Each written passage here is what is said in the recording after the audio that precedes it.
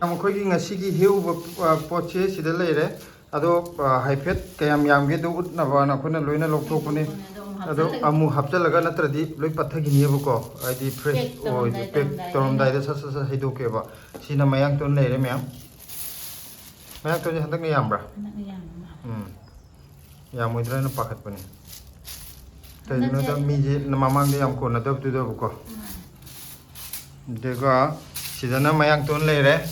ꯑꯗꯣ ꯑꯩ ꯃꯊꯪ ꯎꯠꯂꯒꯦ ꯃꯥ ꯇꯞ ꯇꯞ ꯍꯥꯞꯆꯔꯅꯤ ꯁꯤꯗꯅ ꯁꯧꯒ꯭ꯔꯤ ꯑꯉꯥꯡꯕ ꯈꯔ ꯂꯩꯔꯦꯀꯣ ꯁꯧꯒ꯭ꯔꯤ ꯑꯉꯥꯡꯕꯁꯤꯁꯨ ꯍꯥꯎꯕꯅꯤ ꯑꯩꯈꯣꯏꯗꯤ ꯌꯥꯝ ꯄꯥꯝ ꯆꯥꯈꯤ ꯑꯗꯨꯒꯤ ꯃꯌꯥꯝꯗꯁꯨ ꯄꯥꯝꯕ ꯄꯥꯝꯗꯕ ꯃꯍꯥꯎ ꯌꯦꯡꯍꯟꯒꯦꯅ ꯁꯧꯒ꯭ꯔꯤ ꯑꯉꯥꯡꯕꯗ ꯂꯩꯔꯦ ꯑꯉꯥꯡꯕ ꯍꯥꯏꯕ ꯋꯥꯅꯤ ꯁꯪꯗꯤ ꯁꯪꯉꯤ ꯍꯧꯖꯤꯛ ꯑꯗꯨꯒ ꯁꯤꯗꯅ ꯀꯩꯅꯣ ꯂꯩꯔꯦ ꯁꯧꯒ꯭ꯔꯤꯁꯦ ꯐꯖꯅ ꯌꯥꯝꯃꯦ ꯍꯟꯗꯛꯇꯤ ꯃꯃꯥꯡꯗ ꯄꯨꯊꯣꯔꯛꯄꯗꯨꯗꯒꯤ ꯍꯟꯗꯛꯇꯤ ꯗꯕꯜ ꯑꯣꯏꯔꯦ ꯁꯦ ꯁ꯭ꯋꯥꯏ ꯆꯪꯁꯤꯜꯂꯣ ꯂꯥꯛꯑꯣ ꯁ꯭ꯋꯥꯏꯗ ꯂꯩꯔꯣ ꯁ꯭ꯋꯥꯏꯗ ꯁꯤꯗꯅ ꯊꯣꯏꯊꯣꯏꯒꯤ ꯈꯨꯖꯤꯟ ꯍꯥꯞꯄꯗꯣ ꯉꯁꯥꯏ ꯍꯦꯛꯄꯗꯁꯨ ꯌꯥꯎꯈ꯭ꯔꯕꯅꯤꯀꯣ ꯌꯥꯝ ꯐꯖꯔꯦ ꯄꯥꯝꯖꯔꯕꯣ ꯃꯥꯅ ꯀꯗꯥꯏꯗꯒꯤ ꯄꯨꯊꯣꯔꯛꯏꯅꯣ ꯈꯪꯗꯦ ꯀꯩꯅꯣꯗ ꯉꯔꯥꯡ ꯃꯣꯏꯗꯤ ꯁ꯭ꯇꯦꯁꯅꯔꯤꯁꯨ ꯅꯠꯇꯦ ꯗꯨꯀꯥꯟꯗ ꯆꯪꯕ ꯖꯦꯅꯔꯦꯜ ꯁ꯭ꯇꯣꯔꯅꯦ ꯑꯗꯨꯗ ꯃꯥ ꯎꯔꯛꯏꯅꯦ ꯄꯨꯊꯣꯔꯛꯏꯅꯦ ꯃꯥꯅ ꯑꯁꯤꯗꯤ ꯈꯨꯖꯤꯟ ꯍꯥꯞꯅꯕꯅꯦꯅ ꯑꯗꯨꯒ ꯃꯌꯥꯝ ꯀꯩꯅꯣꯁꯤꯗꯤ ꯇꯨꯅꯤꯡꯈꯣꯛ ꯈꯤꯇꯪ ꯊꯣꯛꯑꯅꯤ ꯇꯨꯅꯤꯡꯈꯣꯛꯁꯤ ꯄꯦꯀꯦꯠ ꯑꯃꯅꯤꯗꯪ ꯄꯨꯊꯣꯔꯛꯑꯒꯦ ꯑꯗꯨꯒ ꯌꯦꯟꯗꯦꯝꯁꯦ ꯃꯄꯨꯟ 4 ꯊꯣꯛꯀꯗ꯭ꯔꯥ ꯀꯌꯥ ꯊꯣꯛꯀꯗꯣꯏꯅꯣ ꯌꯦꯡꯉꯒꯦ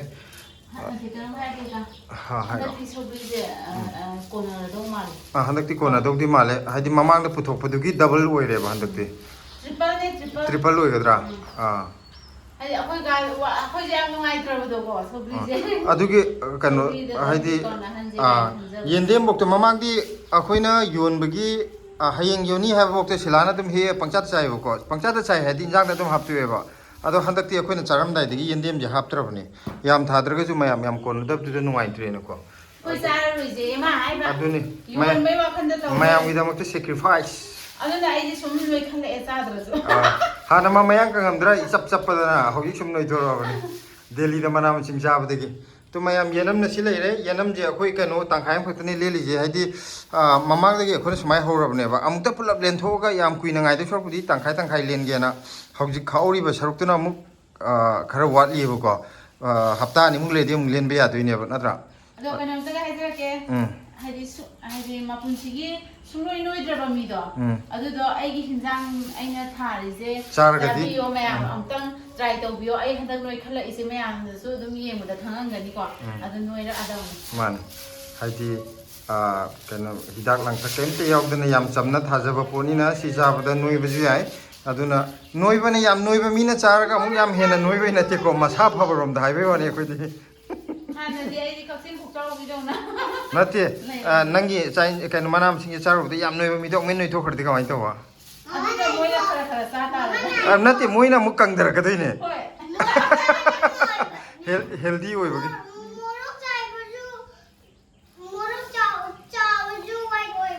ꯃꯣꯔꯣꯛ ꯆꯥꯔꯒ ꯋꯥꯏꯠ ꯑꯣꯏꯊꯣꯔꯛꯏ ꯑꯗꯨꯗꯤ ꯃꯌꯥꯝ ꯑꯩꯈꯣꯏ ꯄꯦꯀꯦꯠ ꯇꯧꯔꯕ ꯍꯧꯔꯒꯦ ꯄꯣꯠꯁꯤꯡꯁꯦ ꯂꯣꯏꯅ ꯀꯩꯅꯣ ꯇꯧꯔꯒꯗꯤ ꯌꯥꯏ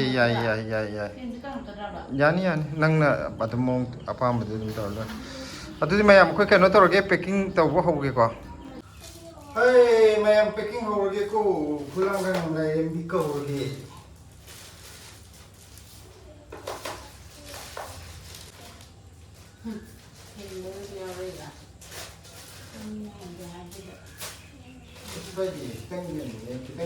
खितंग लौटोकनी खितंग वाटपसिदि खितंग हापचनी हाइदि पोचे हौजिक कइनो तौबनिना थाबे यम वारेबको वाबनिना फबजु ngमदेबा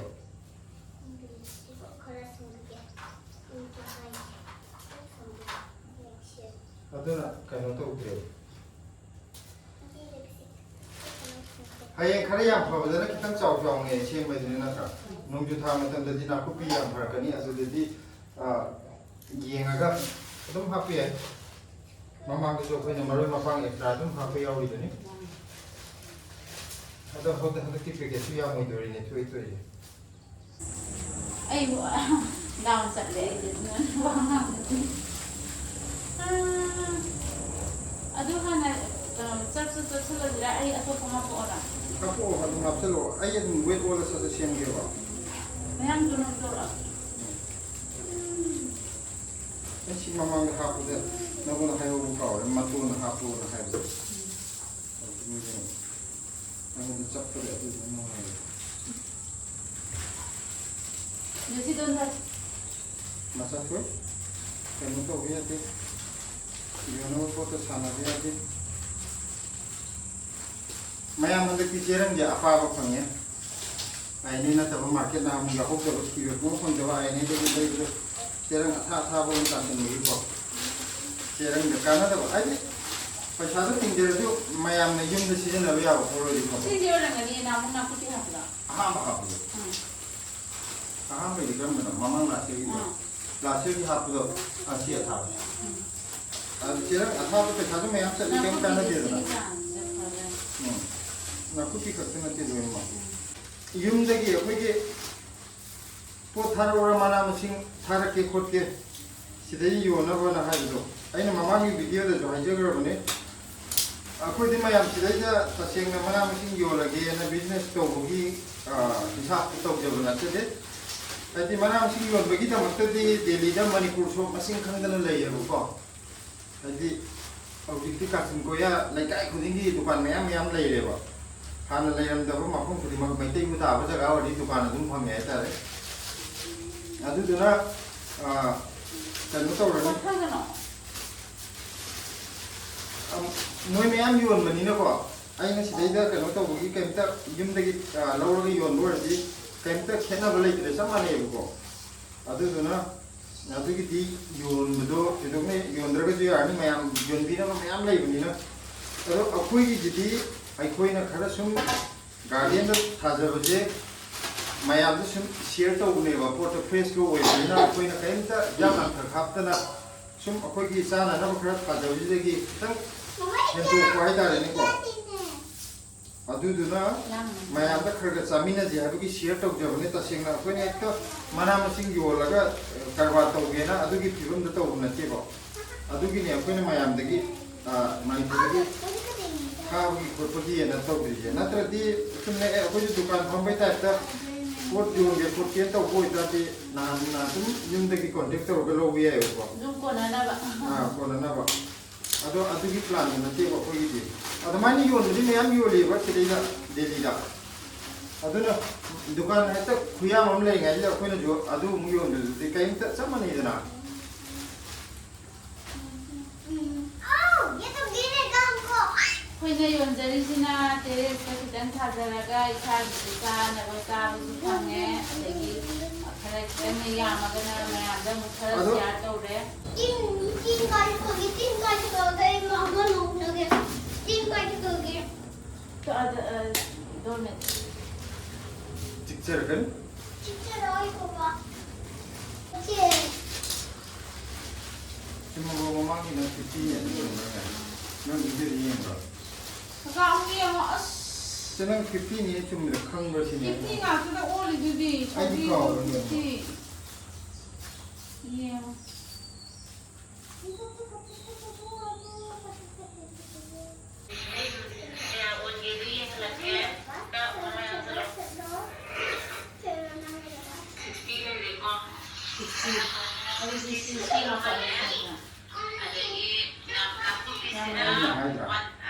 Nana hai ani kare mat ki taw bini kai na si mut si dina ang ngam dira ai ko mat ki taw si mani ani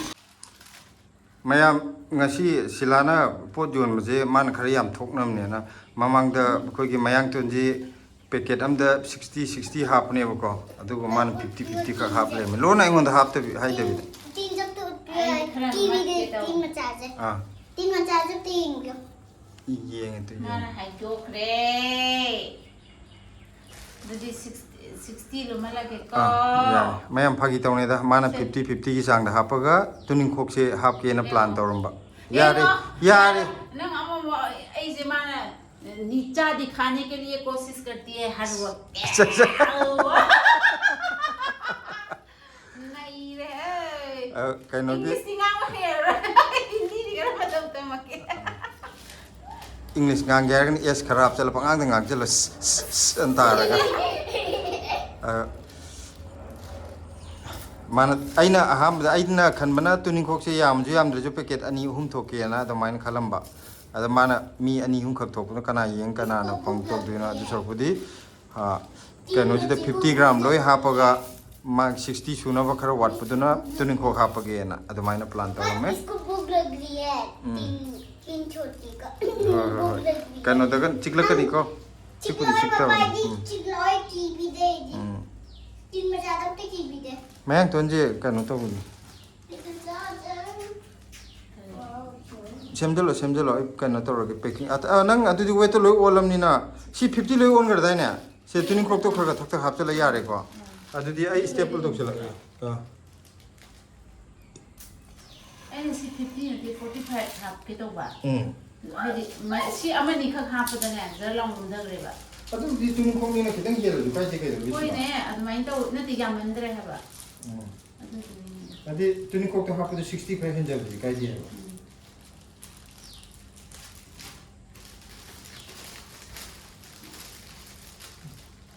ꯑꯗꯣ ꯋꯥꯈꯜ ꯑꯃꯨꯛ ꯈꯜꯂꯕ꯭ꯔꯥ ꯅꯪ 45 ꯍꯥꯏꯕꯗꯤ ꯑꯩ ꯋꯥꯈꯜ ꯌꯦꯡꯕ ꯅꯨꯡꯉꯥꯏ ꯇꯨ ꯑꯃꯅꯤ ꯈꯤꯇꯪ ꯄꯤꯀꯦꯠ ꯑꯃ ꯑꯅꯤ ꯂꯧꯊꯣꯛꯄꯁꯤꯗ ꯁꯤ ꯍꯥꯟꯅ ꯈꯤꯇꯪ ꯌꯥꯎꯋꯦ ꯌꯥꯝ ꯂꯧꯊꯣꯛꯄ ꯅꯠꯇꯦ ꯅꯪꯁꯤꯅꯅꯦ ꯑꯣꯚꯔ ꯊꯤꯡꯀꯤꯡ ꯌꯥꯝ ꯇꯧꯋꯦ ꯁꯤꯗꯤ 62 ꯂꯨꯝꯃꯦ ꯅꯪ ꯋꯥꯈꯜ ꯈꯔ ꯅꯨꯡꯉꯥꯏ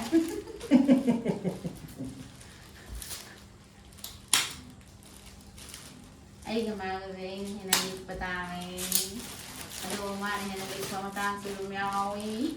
ꯄꯣꯠ ꯌꯣꯟꯕꯗꯗꯤ ꯂꯤꯛꯇꯝꯅꯤꯗ ꯑꯇꯩꯗ ꯂꯤꯛꯁꯦ ꯌꯨꯝꯗ ꯆꯥꯕ ꯊꯛꯄ ꯑꯩ ꯆꯥꯕ ꯄꯣꯠ ꯂꯩꯕ ꯈꯣꯠꯄ ꯑꯩꯈꯣꯏꯒꯤ ꯈꯣꯔꯁꯥ ꯇꯧꯕꯗꯗꯤ ꯑꯩꯁꯤ ꯂꯤꯛꯏꯀꯣ ꯑꯗꯨꯒ ꯃꯤꯉꯣꯟꯗ ꯄꯣꯠ ꯄꯤꯕ ꯅꯠꯇ꯭ꯔꯒ ꯌꯣꯟꯕ ꯈꯣꯠꯄꯗꯗꯤ ꯂꯤꯛꯁꯟꯕꯗꯤ ꯂꯤꯛꯁꯟꯗꯝꯅꯤꯗ ꯃꯥꯗꯤ ꯃꯥꯏ ꯆꯥꯏꯒꯤ ꯀꯩꯅꯣꯝ ꯂꯩꯕꯗꯅꯦ ꯍꯣꯏ ꯑꯗꯨꯗꯕꯨꯗꯤ ꯂꯤꯛꯑꯦ ꯌꯥꯔꯤ ꯀꯥꯟꯅꯗꯕ ꯄꯣꯠ ꯂꯩꯕꯗꯨꯗꯗꯤ ꯑꯩꯗꯤ ꯂꯤꯛꯁꯜꯂꯦꯕ ꯗꯔꯀꯥꯔ ꯑꯣꯏꯕꯗꯨꯗꯤ ꯂꯩꯗ ꯌꯥꯗꯦ ꯑꯗꯨ ꯅꯠꯇꯕꯗ ꯃꯤꯅ ꯂꯩ ꯅꯠꯇ꯭ꯔꯒ ꯃꯤꯒꯤꯗꯤ ꯑꯗꯨ ꯂꯩ ꯑꯗꯥ ꯂꯩꯌꯦꯅ ꯑꯩꯈꯣꯏꯒꯤ ꯗꯔꯀꯥꯔ ꯑꯣꯏꯕ ꯌꯦꯡꯗꯅ ꯄꯪꯂꯩ ꯂꯩꯕꯗꯨꯗꯤ ꯑꯩꯗꯤ ꯑꯗꯨꯗꯤ ꯀꯥ ꯍꯦꯟꯅ ꯄꯥꯝꯗꯦꯕ ꯌꯥꯝ ꯁꯝꯅ ꯍꯥꯏꯔꯕꯗꯅꯤꯀꯣ ꯑꯩꯅ ꯍꯥꯏꯖꯔꯤꯁꯦ ꯑꯋꯣ ꯑꯄꯥ ꯈꯔ ꯁꯥꯖꯒꯦ ꯑꯩꯈꯣꯏꯁꯦ ꯃꯄꯥꯟꯗ ꯂꯩꯔꯦ ꯃꯄꯥꯟꯗ ꯂꯩꯕ ꯃꯤ ꯈꯨꯗꯤꯡꯃꯛꯁꯦ ꯃꯇꯩ ꯃꯅꯥꯎ ꯑꯅꯤꯒꯤ ꯃꯔꯛꯇ ꯄꯩꯁꯥ ꯅꯨꯡꯁꯥꯁꯦ ꯊꯣꯛꯅꯕ ꯑꯗꯨꯝ ꯍꯣꯠꯅꯩꯌꯦꯕꯀꯣ ꯑꯗꯨ ꯂꯥꯏꯔꯤꯛ ꯍꯩꯕ ꯈꯔ ꯁ꯭ꯇꯦꯟꯗꯔ ꯌꯥꯎꯕ ꯃꯤꯅ ꯊꯕꯛ ꯏꯟꯈꯥꯡ ꯇꯧꯈ꯭ꯔꯦ ꯑꯩꯗꯤ ꯂꯥꯏꯔꯤꯛ ꯍꯩꯕꯗ ꯄꯣꯠ ꯑꯣꯏꯅ ꯄꯩꯁꯥꯗꯤ ꯊꯣꯛꯇꯕ ꯌꯥꯗꯦ ꯄꯩꯁꯥꯗꯤ ꯊꯣꯛꯇꯕ ꯌꯥꯗꯦꯕ ꯑꯗꯨꯗꯨꯅ ꯃꯥꯏ ꯉꯝꯖꯕꯤꯗ ꯇꯧꯅꯔꯛꯄꯅꯦꯕ ꯑꯗꯣ ꯊꯕꯛ ꯏꯟꯈꯥꯡ ꯇꯧꯔꯤ ꯃꯌꯥꯝꯁꯦ ꯑꯩꯅ ꯁꯤ ꯄꯣꯠ ꯌꯣꯟꯗ꯭ꯔꯗꯤ ꯃꯣꯏ ꯆꯥ ꯐꯪꯈꯤꯗ꯭ꯔꯥ ꯃꯥꯅꯤ ꯑꯗꯨꯅꯦ ꯑꯩꯒꯤꯁꯨ ꯑꯗꯨꯝ ꯀꯥꯟꯅꯕ ꯑꯩ ꯏꯆꯥꯅꯨꯄꯤꯁꯦ ꯇꯤꯟ ꯐꯥ ꯂꯩꯔꯦ ꯀꯃꯥꯏꯅ ꯇꯧꯅꯤ ꯃꯥꯁꯨ ꯇꯤꯟ ꯃꯥꯜꯂꯦ ꯑꯗꯨꯅꯅꯤ ꯃꯌꯥꯝ ꯃꯥꯅ ꯐꯥꯔꯤ ꯇꯤꯟꯁꯦ ꯑꯆꯤꯛꯄ ꯅꯠꯇꯦꯀꯣ ꯑꯗꯨꯒꯤꯅꯤ ꯑꯗꯨꯒ ꯍꯥꯠꯇꯣꯛꯀꯗꯧꯕꯁꯨ ꯅꯠꯇꯦ ꯃꯥ ꯁꯨꯝ ꯄꯥꯏ ꯁꯥꯟꯅꯔꯒ ꯆꯦꯟꯕꯗ ꯅꯨꯡꯉꯥꯏꯕꯩꯅꯤ ꯇꯜꯂꯦ ꯑꯩꯗꯤ ꯍꯩꯅꯗꯦꯕ ꯃꯥꯅ ꯇꯧꯗꯣ ꯁꯥꯏꯁꯦ ꯐꯨꯔꯤꯠ ꯃꯅꯨꯡꯗ कमाई चमचगिजन चलोइदा इसके दोस्त है ये मेरा दोस्त है ओए क्यों चली हो मणिपुरी ngang bahit rabo तुम भी चलो ना mayam handaki tuning kok si dia on thao mayam thaning ba yaw ji arne aina bat chingthat pane ba mara kitang yaw ra ju na sila kai no ji staple je ko na phajal lagi ko na mai tuning kok du chang de loi hapo mana kitang lem ga na khagam hapsem bi ai da lem dra lem moi da ba Itu papa udah yang sesuatu kamera. Okay ये देखिए Papa की को udah berapa? उये उये लोन Siapa udah? उये अयिंग बदा Ko udah. को लोन नमक उये body part As. Mana dah sekali. Body part से सी में हमको ऐसे बॉडी पार्ट Okay. से भी हाय Okay. बॉडी पार्ट से अदुम हाय Loi na ukre mayam. Sabrina mayam 70 lumalle. Mamang da 67 lumane ko sabri je. Ado sabri angang je mayam pamgodra na puthoke packet ani katani kai gumba pamdra kana akoina am kusala char lore khodi yam pamge ko mamang da. Aduna mayam na pambira di na ani ka puthokune. to semo kasi ko tuke yang hello Yang anjarake ate ama je hido gino sinya udah masum kano to udo ngasai adi mathakta kai nom je thamjalu dai ne oh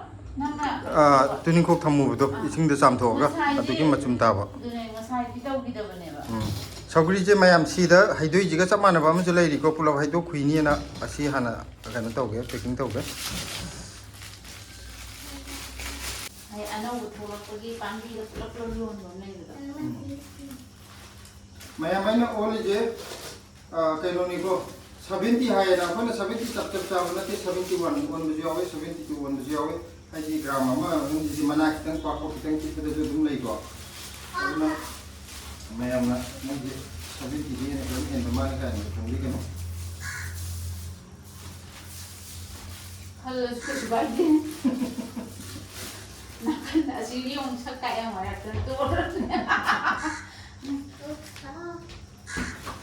sakka hai ini silase silase sakka hai bami dine mane na ka angan ade ke bami hairora ma hai ne sauri so boga jam ta je ma sa se ka cha ji ma hong di chama nei dana ado yuan badi dine mi ne paisa pira lai bani na masa phadadra di nuai ro ado akoi gi di cha bani na dum chap mane adi thare khar di chap mana dui ne ba chobri de na ka mana du thong magi thadala khudadi ma ko yaw da du chap mana dui ne aduna akoi di kai ni ha dira handa si sobri yam basi nuai wa khan ade bo sobri atai di maru ko sabri pami di nuai tri yeng ba da di loi na ma pung chang chang ga pung ga lai ma ka ho na ma lu se tha ko da di ai koi na dai ga to ko pi ra to ma buku kan di wala ora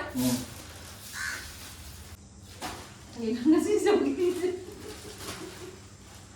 ora anda sikna to ora oi mai si dore no puedo Sitta na namin tawag sa araw. Liam na rin, mga niya po this. May ako yung sobri sige extra mahawa mo ito kani. Ay budi ako ikay na na sana na wali ko tayo sa na haza sobri niya. Pochi yam dre da amu ko na da bagi noai ta ba mayam kita da jo ya malu adu ta wo na pochi kita ngamu ya me da na itu irana itu pakai pajak ani macam itu kita bersih nungaite kita bersih wah itu oh sana tuh ikan nih ya ini kau tak pilih itu pilih apa mama itu tuh mi apa yang pilih tu ya pilih itu sendiri mama nasi kopi pilih phần nó mua thầy đến đến sủi đây nè đến ngọt mama mana polis tu rồi cái tao lên am tang di hok chukai no ama tao mà tiye sida ai ni paket mari kak te mari ra oh ai di mangang ini lah kalau kau lo sabri angang ba ani sabri asang ba kuni thoi aduga mayang tun tun ko ka yan ni na train ko ma kau dah lempar aduga kai kau ni dah kau kau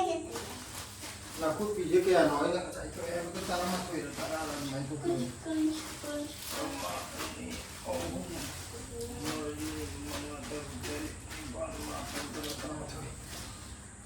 mayam na ku pi tarama thoi aduga mayang tun dia no train ko ira kak ikan dulu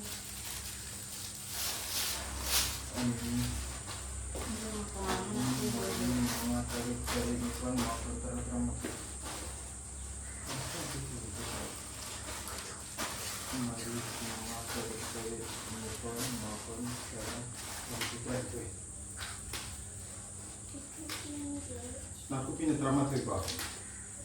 mana masih tiada ingat semua orang dan hang jauh lah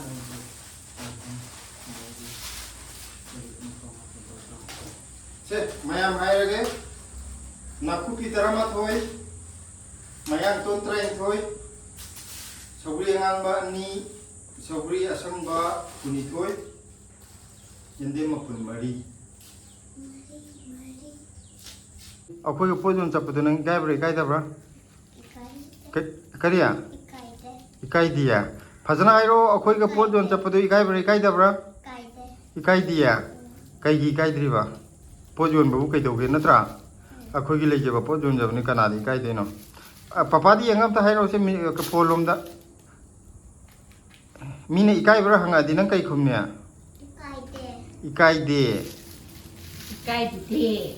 ꯑꯗꯣ ꯃꯌꯥꯝ ꯉꯁꯤꯒꯤ packing ꯁꯦꯝꯕꯁꯤꯗ ꯂꯩꯔꯦ ꯄꯨꯡ ꯆꯥꯏꯔꯤ ꯁꯤꯗꯅ ꯌꯦꯟꯗꯦꯝ ꯂꯩꯔꯦ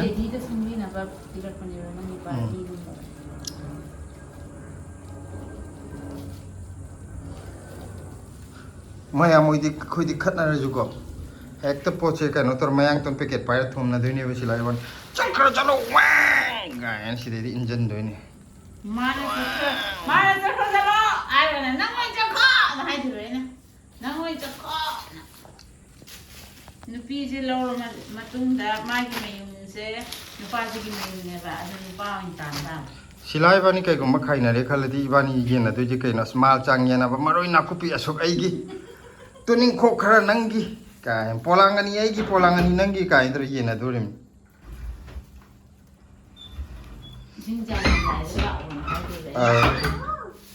ꯏꯁꯤꯡ ꯆꯥꯏꯔꯝꯗꯥꯏꯗ ꯅꯁꯥꯅ ꯈꯪꯅ ꯂꯥꯛꯎ ꯅꯨꯡꯇꯤꯒꯤ ꯍꯟꯖꯟ ꯍꯟꯖꯟ ꯐꯣꯟ ꯇꯧꯅꯕ ꯄꯥꯝꯗꯦ ꯀꯥꯏ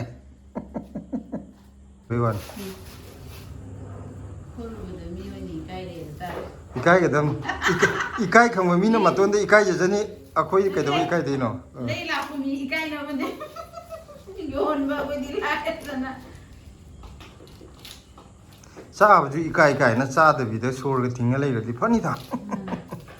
ꯑꯩꯗꯤ ꯌꯨꯝꯒꯤ ꯆꯥꯛ ꯏꯟꯁꯥꯡ ꯆꯥꯕꯁꯤ ꯌꯥꯝ ꯏꯀꯥꯏ ꯆꯥꯗ꯭ꯔꯗꯤ ꯀꯌꯥꯝ ꯅꯨꯡꯉꯥꯏꯅꯤ ꯑꯗꯣ ꯆꯥꯗꯤ ꯂꯣꯏ ꯆꯥꯅꯤꯡꯉꯤ ꯃꯣꯏꯁꯦ ꯑꯗꯨꯒ ꯏꯀꯥꯏꯒ ꯍꯥꯏꯖꯤꯟꯗꯅ ꯑꯩꯗꯤ ꯌꯨꯝꯒꯤ ꯆꯥꯛ ꯏꯟꯁꯥꯡꯁꯦ ꯆꯥꯕꯁꯨ ꯏꯀꯥꯏꯒ ꯍꯥꯏꯔꯒ ꯃꯅꯥ ꯃꯁꯤꯡꯒꯁꯦ ꯑꯃꯨꯛ ꯆꯥꯗ꯭ꯔꯕꯨꯗꯤ ꯈꯟꯅꯕ ꯌꯥꯏꯑꯕ ꯋꯥꯐꯝꯗꯣ ꯃꯥꯗꯤ ꯏꯀꯥꯏ ꯊꯤꯕꯅꯤ ꯑꯗꯨꯅ ꯀꯔꯤꯝ ꯆꯥꯖꯗꯕꯅꯤ ꯆꯥꯔꯝꯗꯥꯏꯗꯅ ꯃꯅꯤꯄꯨꯔꯒꯤ ꯏꯟꯖꯥꯡꯅꯤ ꯉꯁꯤꯗꯤ ꯑꯁ ꯑꯇꯥꯡꯕ ꯏꯟꯖꯥꯡꯅꯤ ꯀꯥꯏ ꯆꯥꯅꯤ ꯑꯗꯨꯒ ꯍꯣꯇꯦꯜꯗꯒ ꯆꯠꯇꯅ ꯄꯩꯁా ꯃꯌꯥꯝ ꯄꯤꯊꯣꯛꯇꯅ ꯂꯨꯄꯥ 10 ꯄꯤꯈꯤꯕ ꯄꯣꯠꯇꯨꯗꯅ ꯂꯨꯄꯥ 50 ꯄꯤꯔꯝꯗꯣꯏꯅꯤ 50 ꯄꯤꯒꯗꯕꯅ 100-150 ꯄꯤꯔꯝꯗꯣꯏꯅꯤ ꯑꯗꯨꯗꯅ ꯏꯀꯥꯏꯗ꯭ꯔꯒ ꯀꯩꯅꯣ ꯇꯧꯋꯤ ꯏꯀꯥꯏ ꯃꯣꯏ ꯄꯤꯖꯔꯣꯏꯗꯧ ꯃꯌꯥꯝ ꯉꯥꯏꯍꯥꯛ ꯅꯨꯡꯉꯥꯏꯅꯕ ꯄꯪꯉꯥꯡ ꯉꯥꯡꯕꯅꯤꯀꯣ ꯑꯩꯒꯤ ꯃꯣꯠꯅꯤ ꯃꯌꯥꯝ ꯑꯩꯈꯣꯏꯒꯤ ꯄꯣꯠ ꯌꯣꯟꯕ ꯈꯣꯠꯄꯁꯦ ꯑꯦꯟꯇꯔꯇꯦꯟꯃꯦꯟ ꯉꯥꯛꯇꯅꯦ ꯑꯗꯨꯅ ꯑꯦꯟꯇꯔꯇꯦꯟꯃꯦꯟ ꯃꯆꯥ ꯑꯃ ꯍꯥꯞꯆꯤꯟꯕꯤꯔꯣ ꯃꯥꯅꯤ ꯉꯥꯡꯖꯔꯤꯕ ꯋꯥꯐꯝ ꯑꯁꯤ ꯑꯦꯟꯇꯔꯇꯦꯟꯃꯦꯟ ꯑꯣꯏꯅ ꯂꯧꯕꯤꯌꯨ ꯁꯤꯔꯤꯌꯁ ꯑꯣꯏꯅ ꯂꯧꯕꯤꯒꯅꯨ ꯁꯤꯔꯤꯌꯁ ꯑꯣꯏꯅ ꯂꯧꯔꯒ ꯃꯦꯁꯦꯖꯀꯏꯔꯛꯑꯗꯤ ꯌꯥꯔꯣꯏꯗꯕꯅꯦ ꯑꯗꯨꯁꯨ ꯁꯤꯔꯤꯌꯁ ꯑꯣꯏꯅ ꯂꯧꯔꯒ ꯃꯦꯁꯦꯖ ꯏꯕꯤꯔꯁꯨ ꯑꯩꯈꯣꯏꯅ ꯀꯣꯔꯅꯔꯗ ꯇꯞꯅ ꯊꯝꯃꯒ ꯁꯨꯡꯄꯥꯏ ꯄꯥꯏꯗꯅ ꯑꯗꯨꯝ ꯊꯝꯖꯒꯅꯤ ꯃꯦꯁꯦꯖꯇꯣ ꯃꯟꯈꯤꯗꯅꯕ ꯑꯍꯟꯕ ꯑꯣꯏꯅ ꯑꯗꯨꯝ ꯅꯥꯀꯟꯗ ꯊꯝꯕꯤꯔꯅꯤ ꯃꯃꯥ ꯃꯆꯥ ꯐꯨꯅꯔꯛꯀꯗꯣꯔꯦ ꯑꯉꯥꯡ ꯑꯃꯁꯦ ꯈꯗ꯭ꯔꯛ ꯌꯥꯝ ꯍꯩꯌꯦꯕ ꯍꯧꯖꯤꯛ ꯈꯗ꯭ꯔꯛ ꯇꯧꯗꯅ ꯃꯥꯒꯤ ꯊꯣꯛ ꯇꯧꯔꯒ ꯑꯩꯅ ꯅꯪꯅ ꯅꯈꯨꯠꯇ ꯁꯪꯖꯜꯂꯤꯗꯅ ꯃꯥꯅ ꯆꯩꯔꯣꯏꯗ꯭ꯔꯥ ꯍꯥꯏꯕꯨ ꯑꯁ ꯀꯩꯗꯧꯕꯩ ꯆꯩꯗꯣꯏꯅꯣ ꯃꯃꯥꯗꯤ ꯑꯩ ꯌꯥꯝ ꯅꯨꯡꯁꯤꯕꯅꯦ ꯑꯗꯨꯅ ꯃꯥꯗꯤ ꯑꯩꯉꯣꯟꯗ ꯆꯩꯔꯣꯏꯒ ꯍꯥꯏꯖꯜꯂꯦ ꯑꯩꯁꯦ ꯌꯥꯝ ꯆꯩꯒꯟꯕ ꯃꯃꯥꯅꯦ ꯀꯩꯅꯣ ꯍꯥꯏꯗꯤ ꯃꯤ ꯃꯃꯥ ꯃꯈꯜ ꯃꯌꯥꯝ ꯂꯩꯇ꯭ꯔꯥ ꯑꯗꯨꯗ ꯃꯆꯥ ꯆꯩꯕ ꯌꯥꯗꯕ ꯀꯟꯈꯠꯄ ꯃꯆꯥ ꯆꯩꯒꯟꯕ ꯃꯃꯥ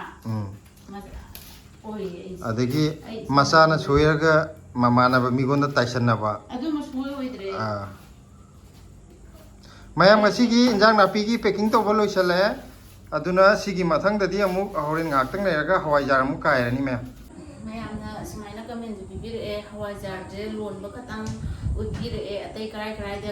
ꯀꯃꯥꯏꯅ ꯍꯥꯞꯄꯅꯣ ꯑꯗꯒꯤ ꯁꯤ ꯉꯥꯔꯨꯕꯥꯛꯁꯤꯒꯤ ꯃꯊꯛꯇ ꯐꯤ ꯌꯣꯝꯕ꯭ꯔꯥ ꯌꯣꯝꯗꯕ꯭ꯔꯥ ꯍꯥꯏꯕꯗꯣ ꯃꯌꯥꯝꯅ ꯍꯪꯕꯤꯔꯛꯄꯗꯣ ꯁꯤꯗ ꯂꯩꯔꯦꯀꯣ ꯑꯩꯈꯣꯏꯅ ꯁꯨꯃꯥꯏꯅ ꯁꯤꯁꯦ ꯁꯝꯇꯨꯒꯤ ꯐꯤꯅꯤꯀꯣ ꯍꯥꯎꯐꯤꯅꯦ ꯊꯥꯏꯅꯒꯤ ꯁꯤꯁꯤꯅ ꯑꯃꯨꯛ ꯃꯊꯛꯇ ꯑꯃꯨꯛ ꯌꯣꯝꯕ ꯍꯥꯏꯇꯥꯔꯦ ꯀꯩꯅꯣꯁꯤꯒꯤ ꯃꯊꯛꯁꯤꯗ ꯑꯩꯈꯣꯏꯅ ꯅꯨꯡꯁꯤꯠꯅ ꯀꯔꯤꯅ ꯄꯥꯏꯊꯣꯛꯇꯅꯕꯅ ꯍꯥꯟꯅꯗꯤ ꯇꯧꯔꯝꯗꯦꯕꯀꯣ ꯑꯗꯩꯗꯤ ꯇꯧꯔꯒ ꯍꯥꯟꯅꯗꯤ ꯁꯤꯁꯦ ꯃꯤꯅꯁꯨ ꯍꯥꯏꯔꯛꯑꯦ ꯃꯃꯥꯡꯗ ꯀꯩꯅꯣꯝꯅ ꯌꯣꯝꯁꯤꯜꯂꯣ ꯐꯤꯒꯨꯝꯕ ꯑꯃꯅ ꯍꯦꯟꯅ ꯀꯩꯅꯣ ꯇꯧꯅꯕꯅꯦꯅ ꯆꯪꯗꯅꯕ ꯁꯨꯃꯥꯏꯅ ꯑꯩꯅ ꯍꯥꯏꯕꯗꯤ ꯅꯪꯒꯤ ꯐꯤꯗꯣ ꯀꯤꯁꯜꯂꯤꯗꯣ ꯍꯥꯏꯕꯅꯤꯗ ꯀꯤꯁꯟꯕꯁꯤꯅ ꯅꯥꯟꯊꯣꯛꯏꯗꯅ ꯍꯥꯏꯗꯤ ꯑꯃꯨꯛ ꯄꯨꯁꯟꯒꯅꯤ ꯑꯃꯨꯛ ꯅꯨꯡꯁꯥꯗ ꯑꯃꯨꯛ ꯄꯨꯊꯣꯛꯀꯅꯤ ꯑꯗꯨꯃꯥꯏꯅ ꯇꯧꯕꯗꯣ ꯑꯗꯨꯗꯨꯒꯤ ꯅꯥꯟꯊꯣꯛ ꯅꯥꯟꯁꯤꯟ ꯇꯧꯕꯒꯤꯅꯤ ꯑꯗꯨꯗꯨꯒ ꯁꯤꯗꯩ ꯀꯩꯅꯣ ꯇꯧꯔꯛꯑꯣꯀꯣ ꯉꯥꯔꯨꯕꯥꯛꯁꯤꯒꯤ ꯃꯅꯨꯡꯁꯤꯗꯁꯨ ꯑꯩꯈꯣꯏꯅ ꯐꯤ ꯑꯃꯁꯨ ꯑꯃꯨꯛ ꯊꯥꯏꯀꯣ ꯍꯥꯏꯗꯤ ꯑꯩꯈꯣꯏ ꯁꯤꯗ ꯀꯩꯅꯣ ꯂꯩꯇꯕꯩꯅꯤ ꯁꯤꯁꯤꯅ ꯍꯋꯥꯏꯖꯥꯔ ꯃꯅꯥ ꯂꯩꯇꯕꯒꯤ ꯑꯗꯨꯗꯨꯒ ꯀꯩꯅꯣꯁꯤ ꯑꯃꯨꯛ ꯍꯥꯞꯄ ꯂꯥꯁꯤ ꯑꯃꯨꯛ ꯌꯣꯝꯕ ꯀꯃꯥꯏꯅ ꯇꯧꯔꯒ ꯌꯦꯡꯒꯦ हंदक फजद्रा